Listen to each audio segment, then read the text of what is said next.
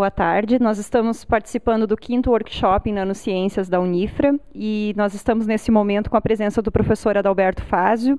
O professor Adalberto é professor titular do Instituto de Física da USP, é também membro do Instituto Nacional de Nanomateriais de Carbono e atualmente é o coordenador da área de micro e nanotecnologias do Ministério de Ciência e Tecnologia.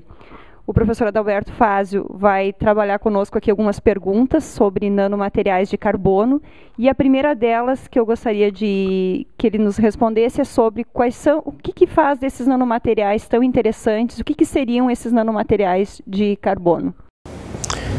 Boa tarde, Solange. Para mim é um prazer estar aqui nesse evento. Eu fico muito feliz quando nós temos esses workshops e podemos falar um pouco sobre os nanomateriais, particularmente num evento muito cheio de estudantes, né? E eu acho que isso é que é o futuro do país. Bom, o carbono hoje ele é um elemento da tabela periódica com grande destaque, né? Se pensar que duas, 3 décadas atrás nós só conhecíamos 2 formas do carbono, que elas são bastante conhecidas, uma que é o diamante e a outra que é o grafite, que todo mundo sabe, usamos aí no lápis para escrever, e o diamante, que é uma pedra preciosa, né? E nós recentemente tivemos 3 outras formas bastante estáveis desse carbono, que são distintas tanto do grafite como do diamante, e são as 3, são os fullerenos, que são formados por 60 átomos de carbono, formando um aglomerado. Em inglês nós chamamos de um cluster, que seria pensar como ele não é de 0 dimensão, porque ele não vai nem para X, nem para Y, nem para Z. Temos os nanotubos de carbono, que eles têm uma direção unidimensional, que são formados somente por átomos de carbono, né? Como se fosse um tubo oco, também bastante estável. E temos o grafeno, que é um material de 2 dimensões, que é o primeiro material que foi sintetizado, que tem a 2 dimensões, cuja espessura é de um único átomo. Então nós dizemos que ele tem essas 2 dimensões. Esses materiais apresentam propriedades físico-químicas muito interessantes, que são diferentes, como falei, do grafite como do diamante.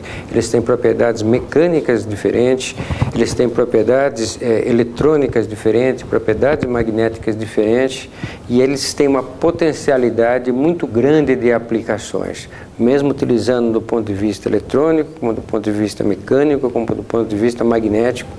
Então são materiais que está efervescendo, deixou a área de materiais bastante efervescente, no sentido de muita gente, muitos pesquisadores trabalhando com esses materiais nanoestruturados de carbono.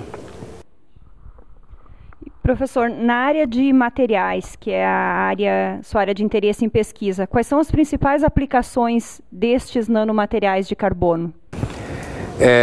Eu acho que do ponto de vista de aplicações hoje, eu acho que os nanotubos são os que mais têm aplicações, né? Pelo menos é que eu tenho visto como sensores, por exemplo, né?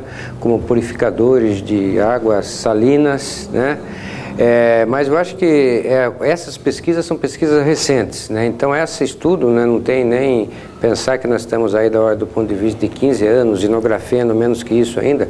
Nessas pesquisas são materiais com potenciais muito grandes na eletrônica, dispositivos do modo geral, né?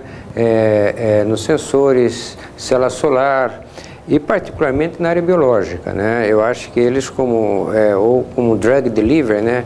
Que são aqueles encapsuladores de remédio, tratamentos de doenças, na parte pensar de chamar de nanoagricultura também, de purificações do solo, de tratamentos, né?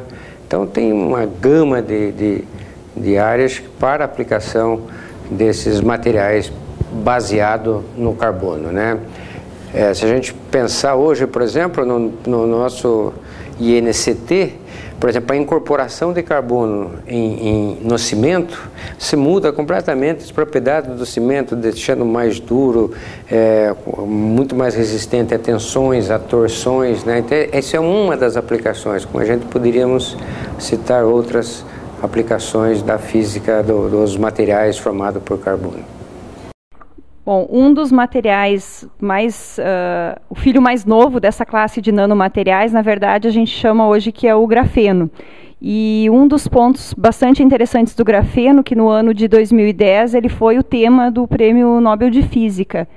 Como você vê essa relação tão rápida, essa evolução tão rápida de uma descoberta de 2004, em 6 anos isso já se tornar um prêmio Nobel, um motivo de um prêmio Nobel, e qual o impacto disso na comunidade?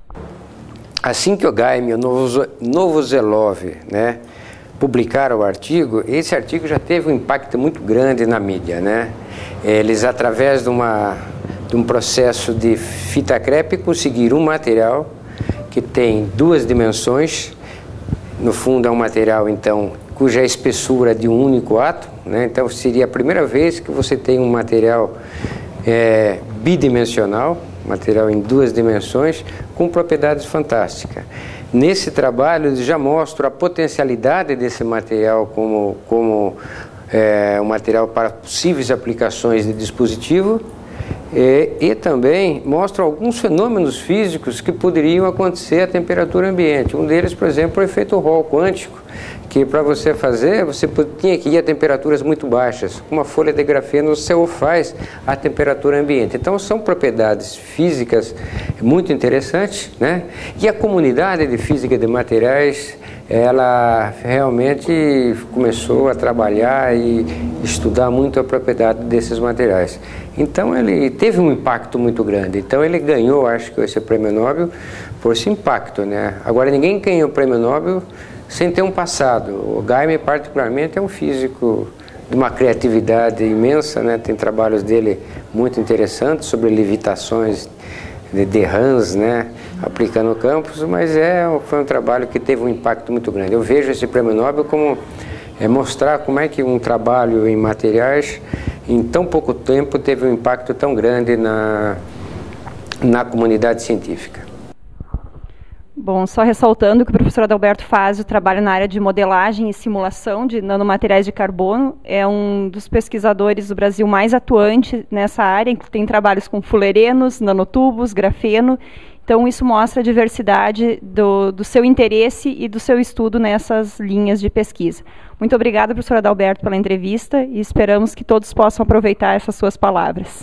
Eu que agradeço e é um grande prazer estar aqui com vocês, né? E até a próxima.